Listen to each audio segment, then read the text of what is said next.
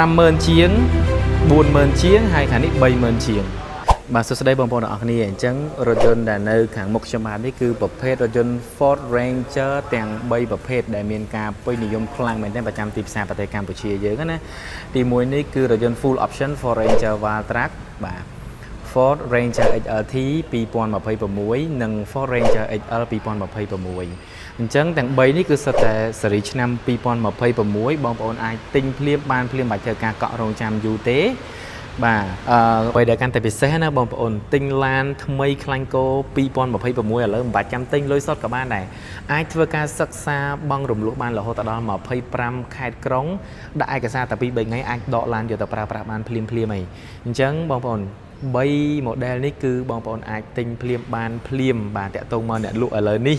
តន់នៅមាន stock បាទ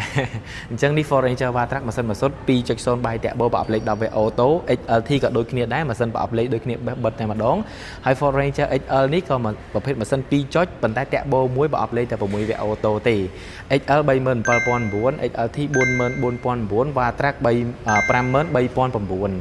សម្រាប់ការបង់រំលោះណាបងប្អូន Wildtrak បង់ប្រចាំខែត្រឹមតែ$379ក្នុងមួយខែ XLT បង់ប្រចាំខែ$316ហើយអ្វីដែលកាន់តែពិសេសនេះ XL បង់ប្រចាំខែត្រឹមតែ$272ក្នុងមួយខែទេបងប្អូនបាទត្រូវចូលរួមមុន 50% នៃតម្លៃឡានណាបងប្អូនគាត់ថាបើបងប្អូនអត់ចង់ចូលរួមដល់ 50% ទេរំលោះក្រោម 50% ក៏បានឬក៏សិក្សារំលោះសុទ្ធ 100% ក៏បានគាត់ថាបង់ប្រចាំខែអាចច្រើនជាងនឹងបាទអញ្ចឹងបងប្អូនស្រឡាញ់មួយណាដែរបងប្អូន Wildtrak XLT XL បាទហើយ pick up យើងមានមួយទៀតមាន Raptor ជាប្រភេទឡាន performance អញ្ចឹងណាបាទអ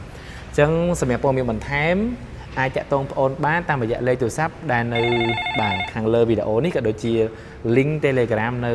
បាទខាងលើ caption វីដេអូផ្ទាល់បាទខ្ញុំបាទលៀបហេងសូមអរគុណសូមជម្រាបលាបងប្អូន